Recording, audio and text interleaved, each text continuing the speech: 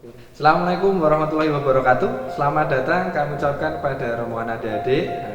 Kali ini bertemu dengan saya, Kak Fauzi, staf pustakawan di layanan memorabilia Perpustakaan Proklamator Bung Karno. Ya. Untuk saat ini, Kak Fauzi akan membawakan cerita tentang Bung Karno yang diambil dari cerita kompilasi Sari Pusparini Saleh terbitan dari Rusda Karya. Ya. Nah, ceritanya dimulai dari masa kecil Bung Karno sampai dengan wafatnya beliau.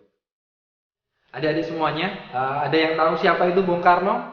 Ya, benar sekali. Bung Karno adalah Presiden pertama Republik Indonesia.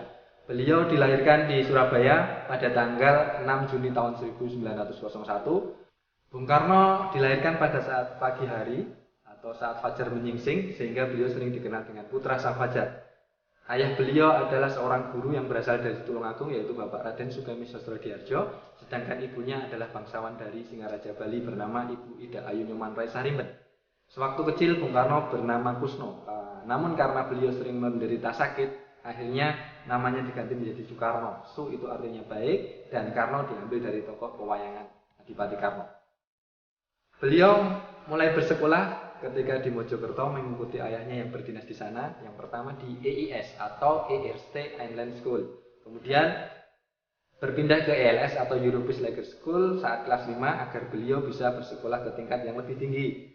Setelah lulus dari ELS, beliau melanjutkan sekolahnya di Surabaya, yaitu di HBS atau Hugere Burger School, sekolah lanjutan yang ditempuh selama 5 tahun, setingkat SMP dan SMA. Selama beliau bersekolah di HBS di Surabaya, beliau tinggal indekos di rumahnya Bapak Haji Umar Said Cokro Aminoto yang nantinya akan menjadi bapak mertuanya beliau. Beliau tinggal di sana sambil juga belajar pergerakan bersama teman-temannya, karena kebetulan Bapak Haji Umar Said Cokro Aminoto adalah ketua dari Syarikat Islam, organisasi beranggotakan 2,5 juta orang waktu itu, adik-adik semuanya. Selain bersekolah, beliau juga aktif dalam pergerakan pemuda di sana dan juga banyak menghabiskan waktunya untuk membaca, sehingga beliau banyak kenal tokoh-tokoh dunia dari buku-buku yang beliau baca. Membaca adalah salah satu hobi dan kesenangan Bung Karno dalam mengisi waktu luangnya. Setelah lulus dari HBS di Surabaya, beliau ingin melanjutkan ke luar negeri.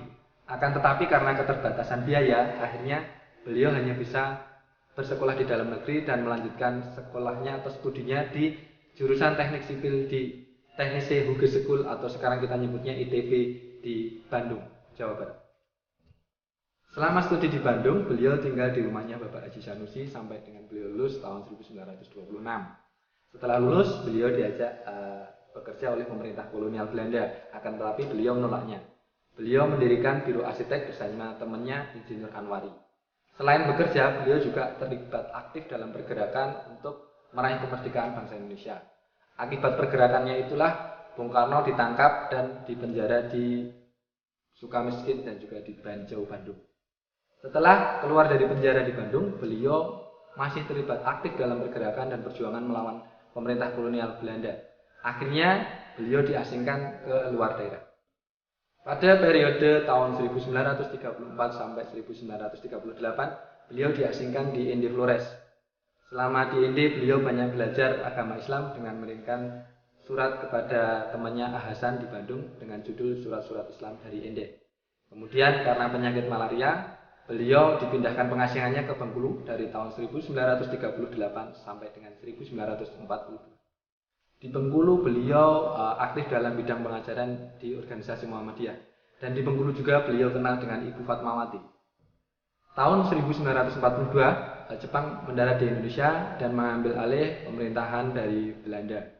Kemudian Bung Karno dibawa oleh Jepang ke Jakarta untuk membantu mereka mempengaruhi masyarakat Indonesia untuk membantu Jepang dalam perang Asia Pasifik. Bung Karno mengusulkan untuk dibentuk organisasi seperti PETA agar Indonesia memiliki tentara yang nantinya bisa jadi cikal bakal untuk keamanan di Indonesia.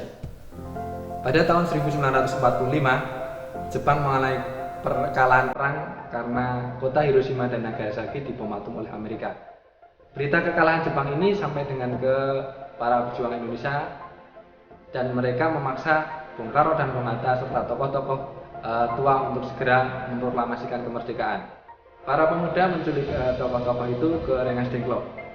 Kemudian sehari setelahnya Bung Karno dan Bung Hatta serta para tokoh pemuda kembali ke Jakarta untuk menyusun teks proklamasi di rumahnya Laksamana Meda.